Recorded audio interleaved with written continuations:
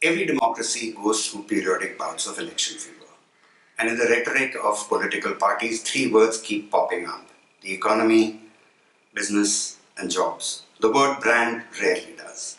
But brands have a significant impact on all three. To explain how and why, I thought this talk would be of interest to those of you interested in branding, or more specifically, those who are entrepreneurs or have ambitions to become entrepreneurs. My name is Manoj Berry, and my life's work has revolved around brands. The first 15 years in advertising, where thanks to the experiences I gained in launching fairly radical, innovative products from very unknown brands, I learned what advertising can do and what it cannot do. So I left advertising soon after to do what advertising cannot do: branding. The most inspiring definition of branding was by the head of branding at BMW. He said, "Imagine the brand to be a tree.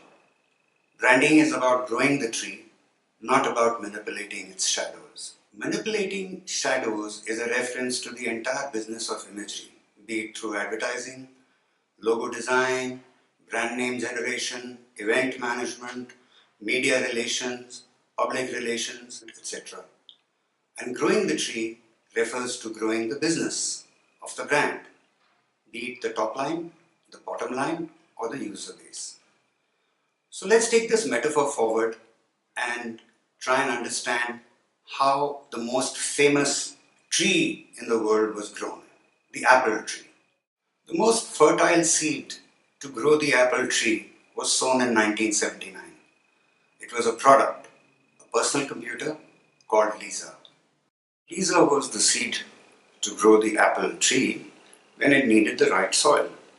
And no soil at that time was better than Silicon Valley. At around that time, Xerox Corporation had just introduced a PC called Alto.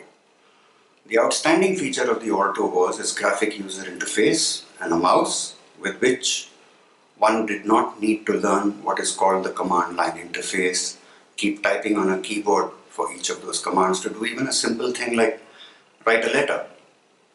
Most people in Silicon Valley felt that this was the future of computing. And Steve Jobs agreed. But Steve Jobs also saw the reality of Alto. One, it cost tens of thousands of dollars.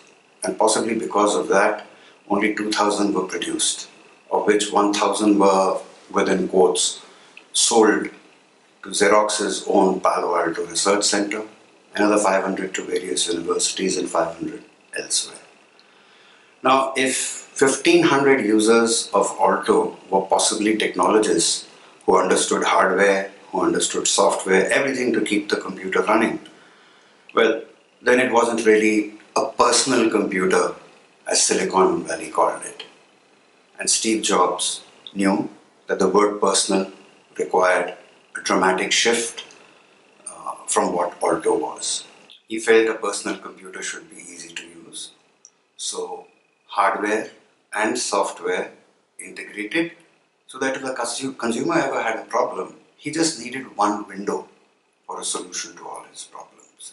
In other words, Steve Jobs saw a PC as an enabler that would help people with various diverse skills to do what they did better and faster and save that time to improve the quality of their lives. Two advertisements of Apple sum up that vision best. One, computers for the rest of us, and the other, the power to be your best. Lisa was a success, not the great global success that Steve Jobs envisioned. That came 5 years later, a computer called Macintosh. So confident was Steve Jobs of Macintosh as the real, truly personal computer like no other, and also pivotal to the success of Apple, that he deployed advertising in an extremely powerful way. The commercial that announced Macintosh was titled Macintosh, or Why 1984 Won't Be Like 1984. The words 1984 referred to George Orwell's novel by the same name, which he had penned in 1948, soon after World War II, when England was an extremely grim place. And he saw an extremely dystopian future for mankind. and he saw that future arriving in 1984. Apple's ad obviously countered his vision with Macintosh. Technology keeps evolving at a very rapid pace, and so did Macintosh.